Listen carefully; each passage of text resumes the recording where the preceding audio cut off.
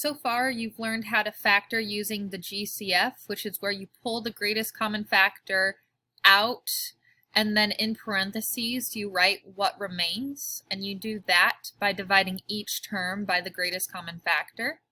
You also learned how to factor when A is equal to 1.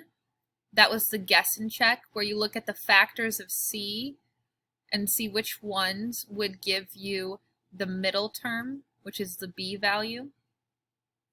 And you also did when A is not equal to 1, so there's a number out front here that we can't pull out, and that is when we did the box method. Now, for special cases, which is what we're doing today, we have the difference of two squares and the perfect square trinomial. We're going to start off with the difference of two squares. Now, it's called this because we have two terms, and both of them can be written as something squared.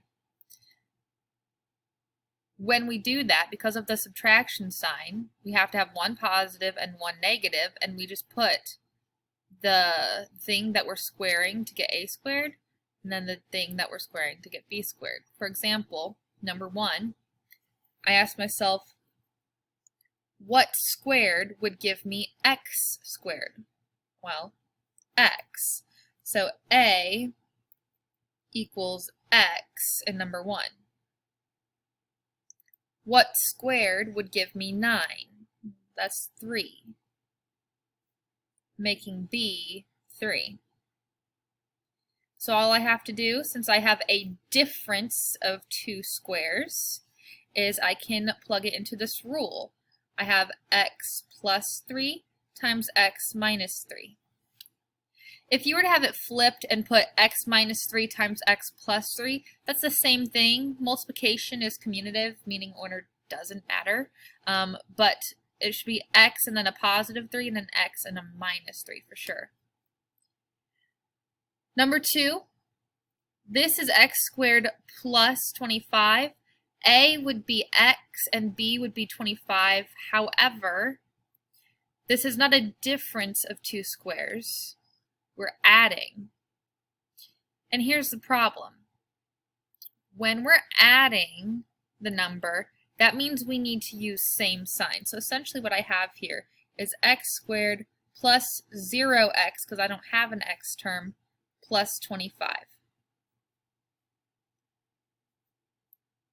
You could use 5 and 5 to get 0 if you use different signs, so a positive 5 and negative 5. That's where this rule comes to play.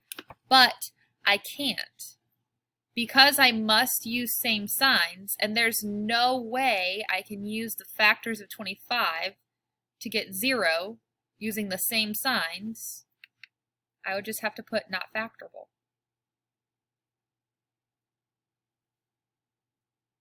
So it must be a difference. Number 3, when you look at it initially, they're not perfect squares. However, we could pull out a GCF of 2R.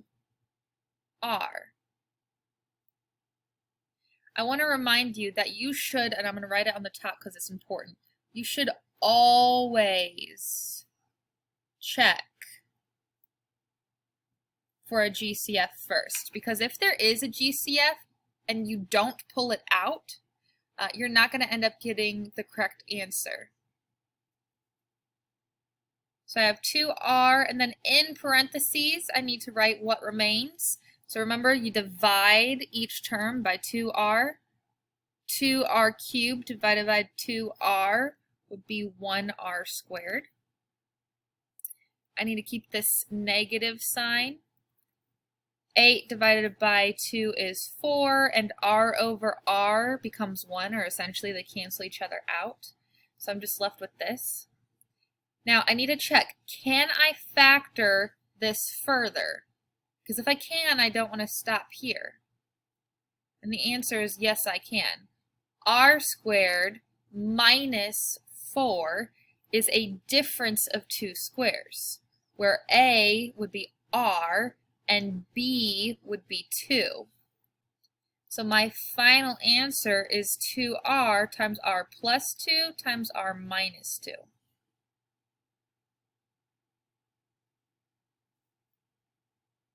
All right. Number 4.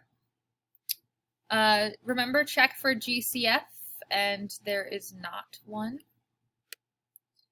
And I need to ask myself, is this a difference of 2 squares?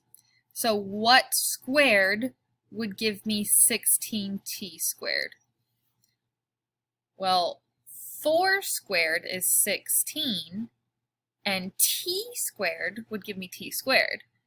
So A is actually 4t.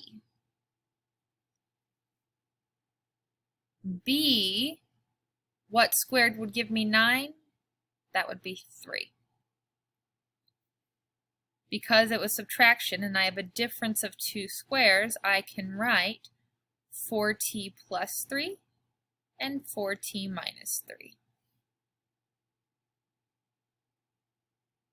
Number 5, initially looking at it, it is not a difference of 2 squares, but I do have a GCF that I can pull out. The GCF is 2. So let's see if that changes things once I pull out the GCF. Divide each term by 2, I get 9x squared minus 1. So let's see if I can factor this further.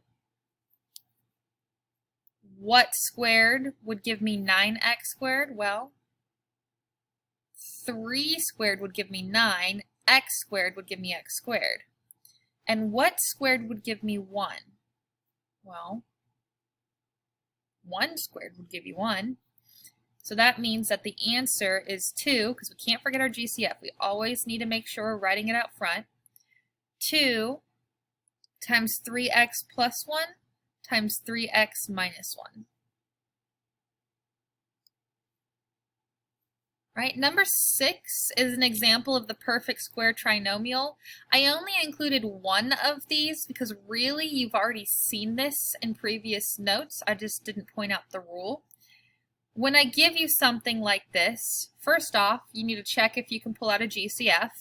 And looking here, I cannot.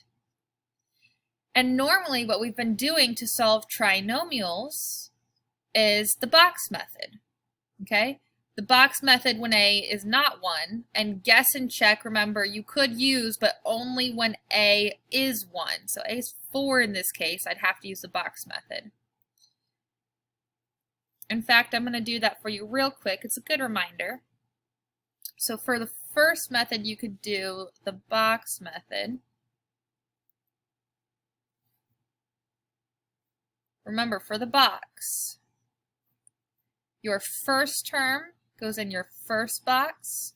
Your last term goes in your last box. Scooch this down a little bit. Then I would need to multiply these two things together. That gives me a 100x squared.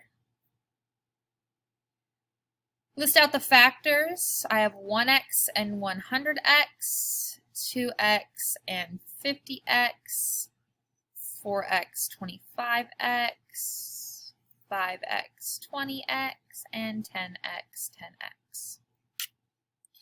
So looking at all of these factors and using the same signs, because this is positive, so same signs, I need to determine which set of factors could give me the negative 20x. Well, negative 10 and negative 10 would give me that negative 20x. So I put a minus 10x here, a minus 10x here. And then you pull out the GCF of each pair. The GCF here between 10 and 25 is 5, but because it's negative on the outermost box, I need to put a negative. The GCF here, I like to look at the numbers first, so the GCF between 4 and 10 is 2. And it's going to be positive because there's a positive on the outermost box. And then I also can pull out an x. Same thing with here, the GCF is 2x, and it's positive because positive outermost box. And then negative because negative outermost box, the GCF is 5. So that gives me 2x minus 5 times 2x minus 5. Something times itself, I can write as 2x minus 5 being squared. And that's fine. You can use that method every time. It will always work. I'm just showing you a shortcut. So when you have a perfect square trinomial, you're going to have a and b, but the middle term will be 2 times a times b. If it's a minus plus trinomial, we'll have minus in the parentheses. If it's a plus plus trinomial, we'll have a plus. So if I look here, I have a minus plus. So I know that I'm using this form. A, what squared would give me 4 is 2, and then x would give me x squared. 5 squared would give me 25, and I just need to make sure that this middle term would be 2 times a times b. So a times b would be 10x times 2 would be 20x. So yes, it does work. Meaning I can just write a, which is 2x, minus, because I'm using this form, I had a minus plus,